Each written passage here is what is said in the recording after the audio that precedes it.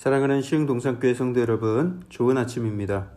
오늘도 하나님의 인도하심과 보호하심이 여러분들의 삶에 풍성히 임하길 기도합니다.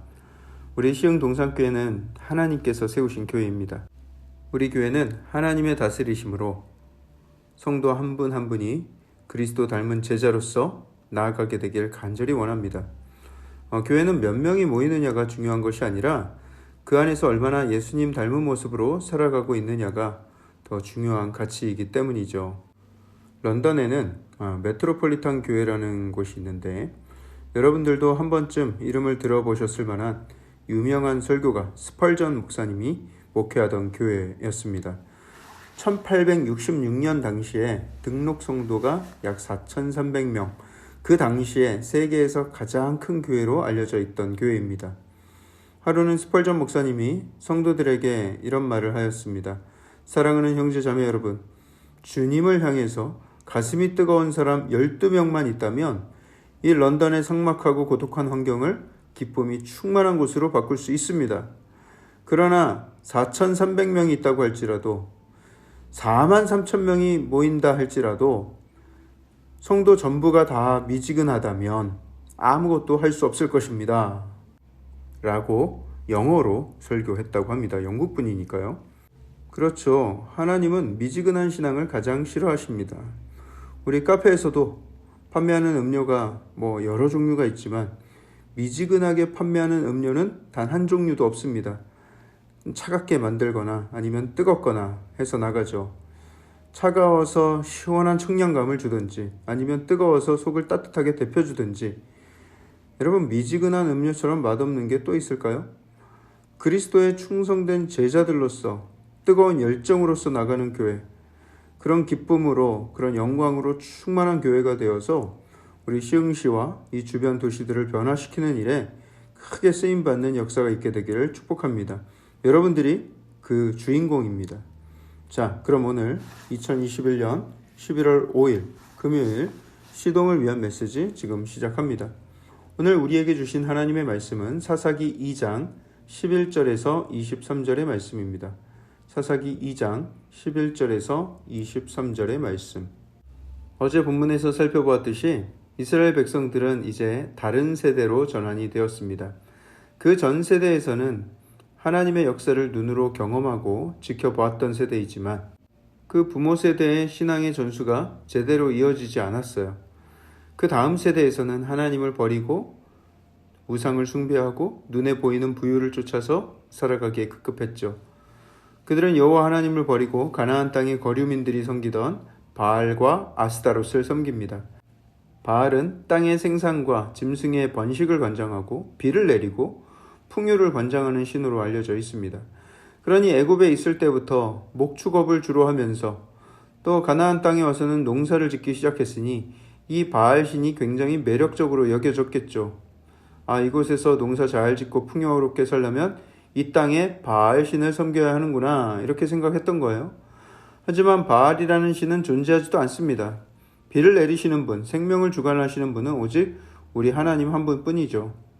자신들이 섬기는 하나님이 어떤 하나님이신지를 제대로 모르니까 이런 어리석은 우상에 빠지게 되는 것입니다.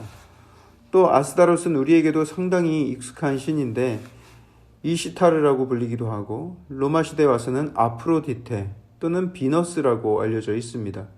풍요와 사랑, 또 전쟁의 여신, 아름다운 외모를 가졌기 때문에 미의 여신이라고도 하죠. 여러분, 이 얼마나 매력적인 신입니까? 여호와 하나님은 평생 얼굴 한번 볼 수 없는데 크고 아름다운 신상 앞에서 압도당하게 되는 것이죠. 하지만 여러분, 온 천하를 만드신 창조주 하나님을 저버린 채로 사람이 손으로 만든 신상에 압도당하는 이 백성들의 어리석음, 하나님이 이걸 어떻게 바라보고 계셨을까요? 오늘 13절에 보면 하나님이 그들의 모습을 보시고는 진노하셨습니다. 그리고 이어지는 14절부터를 보시면 여호와께서 이스라엘에게 진노하사 노략하는 자의 손에 넘겨주사 그들이 노략을 당하게 하시며 또 주위에 있는 모든 대적의 손에 팔아 넘기심에 그들이 다시는 대적을 당하지 못하였으며 그들이 어디로 가든지 여호와의 손이 그들에게 재앙을 내리시니 곧 여호와께서 말씀하신 것과 같고 여호와께서 그들에게 맹세하신 것과 같아서 그들의 괴로움이 심하였더라. 네, 그들은 아주 혹독한 대가를 치르게 됩니다. 주변 노력하는 자들, 오랑캐 같은 존재들에게 노력을 당하게 하셨고요. 또 그 불순종한 백성들을 대적들에게 팔아 넘기셨습니다. 그들이 어디로 가든지 재앙을 맞으며 그들의 삶에 늘 괴로움이 따랐습니다. 자녀가 잘못했을 때 막 화가 나서 벌을 내리다가도 부모 스스로가 그래 내 자식한테 너무 혹독했구나. 이제 그만해야지 하면서 벌을 거두듯이 하나님은 사사들을 세우셔서 그들을 구원하게 하십니다. 그 백성들이 하나님 앞에 무릎 꿇고 회개하지 않았어요. 다만 하나님께서는 긍휼하신 아버지이시기 때문에 그들에게 벌을 내리시다가도 그것을 스스로 거두어 주신 거예요. 하나님이 사사들을 보내셔서 구원하게 하셨다면 아무리 그들의 영적인 눈이 멀어서 하나님을 보지 못했다 할지라도 최소한 자기들을 구원한 사사들의 말에는 순종할 수가 있어야 하지 않겠습니까?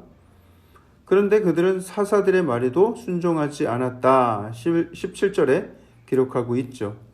오히려 그들은 다른 신들을 따라서 음행을 하고 거기서 절하고 또 자기들의 부모 세대, 그 윗세대들이 하나님을 섬기던 일에서 속히 치우쳐 떠나서 하나님께 불순종하고 악행을 저지르는 삶을 삽니다. 그 가운데 하나님이 세우신 사사들은 하나님을 끝까지 경외하며 민족의 위기 가운데 하나님께 슬피 부르짖으며 하나님을 찾았습니다. 구원을 바라며 기도를 한 거예요. 하나님, 이 백성들이 이렇게 패역하지만 하나님, 그렇다고 우리를 버리지 말아주십시오 하면서 울며 구한 거예요.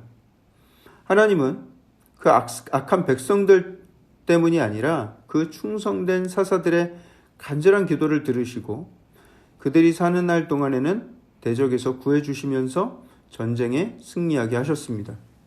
하지만 문제는 그 사사들이 죽은 뒤입니다.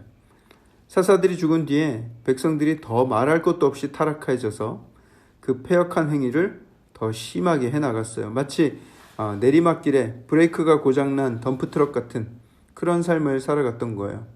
그 백성들에게 크게 노하신 하나님이 말씀하십니다.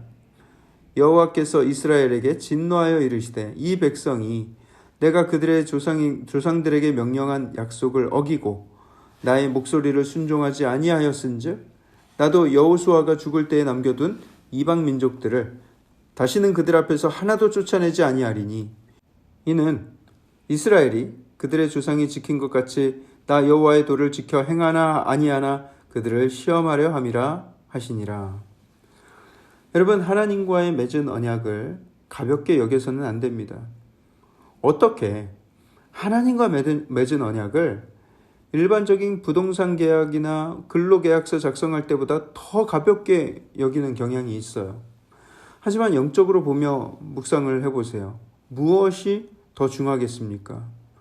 계약을 어기면 위약금을 물고 벌금을 내는 정도로 끝이겠지만 하나님과의 언약을 어기면 하나님의 진노와 매서운 형벌이 기다릴 수 있다는 거예요. 우리의 인생, 우리들의 자녀들의 인생, 하나님과의 언약을 파기하고 하나님을 멀리하고 세상의 부와 영화를 쫓아서 살아가게 한다면 그 인생에 어떤 유산을 남기든 무의미한 인생이 되는 것입니다. 인생 자체가 실패한 꼴이 되어버리고 마는 것이죠. 우리의 자녀들에게 무엇을 가르쳐야 하겠습니까? 국영수과사를 배우기 전에 하나님의 살아계심과 그의 법을 꼭 지키며 살아가야 한다는 것을 자녀들에게 부지런히 가르쳐야 합니다. 그렇게 가르치지 않는다면 우리의 자녀 세대는 바알을 섬기고 돈의 신 맘몬을 섬기고 미의 신 아프로디테를 섬기며 살아가게 될 것입니다.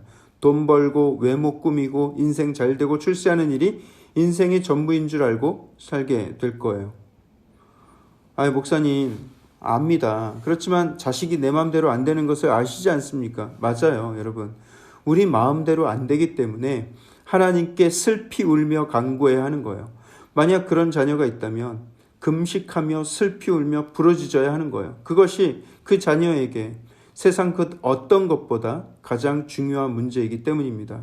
하나님을 경외하며 살아가는 것이 얼마나 중차대한 문제인지를 내 삶으로 보여주며 그것이 인생에서 그냥 세상에서 성공하는 것보다 훨씬 더 중요하다는 것을 그들에게 가르치며 그들을 위해서 끊임없이 눈물로 기도한다면 하나님께서 반드시 우리의 자녀들을 만나 주실 줄 믿습니다. 내 사랑하는 자여, 내 영혼이 잘된 같이 네가 범사에 잘되고 강건하기를 내가 간구하노라. 여러분, 이 말씀에서 잘 보시면 영혼이 잘됨 같이 네가 범사에 잘되고, 영혼이 잘되는 것이 우선이에요. 그래야만 범사에 잘되고 건강한 것이 의미가 있는 것입니다. 영혼이 잘돼야 범사가 잘되는 것이 의미가 있다.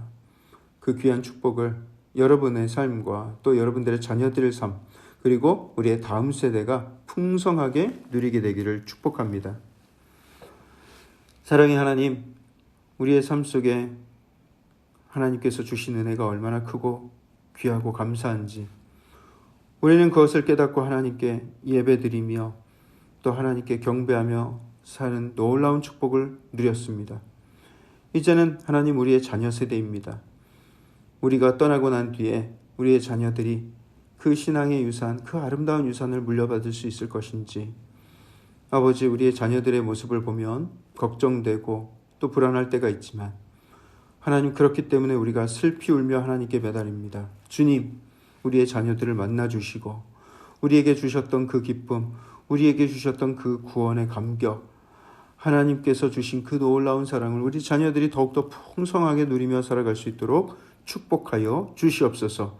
만나 주시옵소서. 세상의 그 어떤 것보다 하나님의 살아계심을 인정하는 것이 가장 중요한 것임을 깨닫게 하여 주시옵소서. 이 모든 말씀을 살아계신 예수 그리스도 이름으로 감사하며 기도합니다. 아멘.